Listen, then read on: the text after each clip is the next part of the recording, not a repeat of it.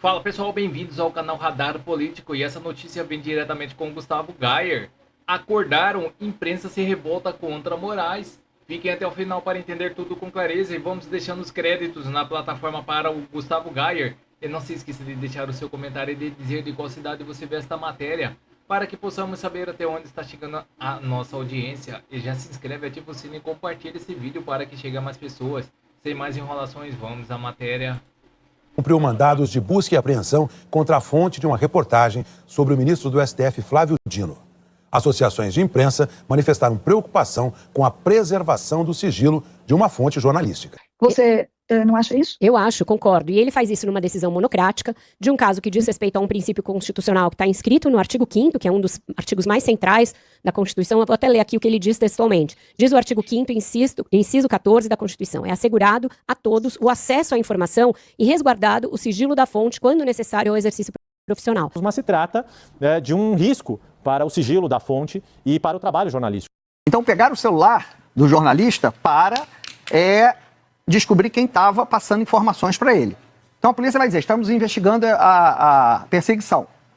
Mas se trata de um jornalista fazendo uma denúncia de uso de um carro público, de um bem público, por um homem público, esse secretário é uma fonte. Hoje nós temos ministros que são alvo de reportagens investigativas.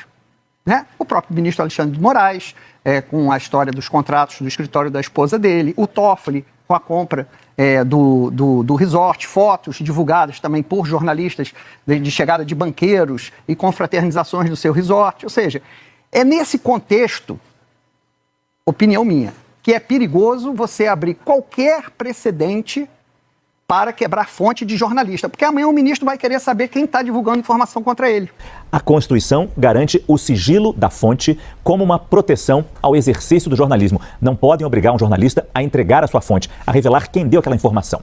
Então, nesse caso, desse processo, em que a pessoa é apontada como fonte, ela foi alvo de busca e apreensão. E neste momento, o ministro Alexandre de Moraes, ele se sobrepôs à Constituição. O Estado alcançou indiretamente aquilo que a própria Constituição tenta proteger, que é, na verdade, a identidade da fonte jornalística. Por que a proteção da identidade da fonte jornalística é tão importante? Porque só através disso é que nós continuaremos tendo denúncias, ou seja, nós continuaremos tendo informantes de boa-fé que vão poder trazer informações, principalmente, por exemplo, em caso de corrupção. É um direito fundamental previsto na Constituição resguardar o sigilo da fonte.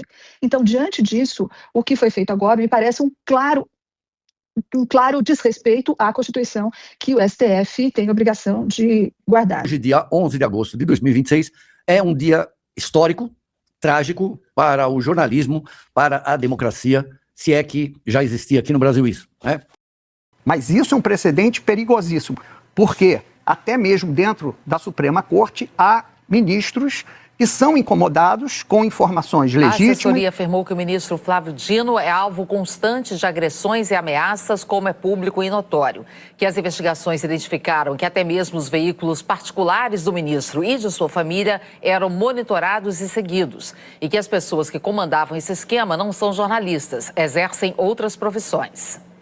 Ainda segundo a assessoria, esse monitoramento levantou informações sobre os seguranças do ministro, o que levou a um redesenho da equipe. A nota diz que o trabalho dos investigadores também apontou o acesso ilegal por funcionário público a informações sigilosas de segurança que foram utilizadas em um monitoramento clandestino e ilegal. E vamos com mais notícias no site Diário 360. Interferência. Lula liberou milhões para parlamentares que votaram contra o indiciamento de Lulinha. Segundo o levantamento citado pela oposição, 884 milhões em emendas foram destinados a 19 parlamentares que rejeitaram o relatório da CPMI do INSS que pedia indiciamento do Lulinha. A liberação de 884 milhões em emendas parlamentares para congressistas que votaram contra o relatório final da CPMI do INSS gerou forte reação da oposição, que denuncia a interferência do governo Lula no resultado da votação. Segundo o levantamento divulgado pelo portal O Antagonista, Os recursos foram destinados a 19 parlamentares que rejeitaram o parecer que pedia o indiciamento de Fábio Luiz Lula da Silva, o Lulinha. O relatório apresentado pelo deputado Alfredo Gaspar foi derrotado na comissão por 19 votos a 12, impedindo o avanço do pedido de indiciamento contra o filho do presidente Lula. A oposição afirma que a liberação das emendas após a votação revela uma articulação do governo para garantir apoio político no Congresso e enfraquecer o relatório da CPMI. O caso colocou novamente Lula no centro das críticas de adversários que questionam a relação entre o Palácio do Planalto e parlamentares que participaram da decisão.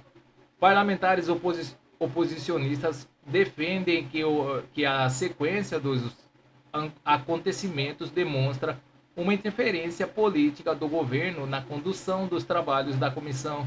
O governo, por outro lado, afirma que a liberação de emendas segue o procedimento orçamentários e nega qualquer irregularidade na distribuição dos recursos.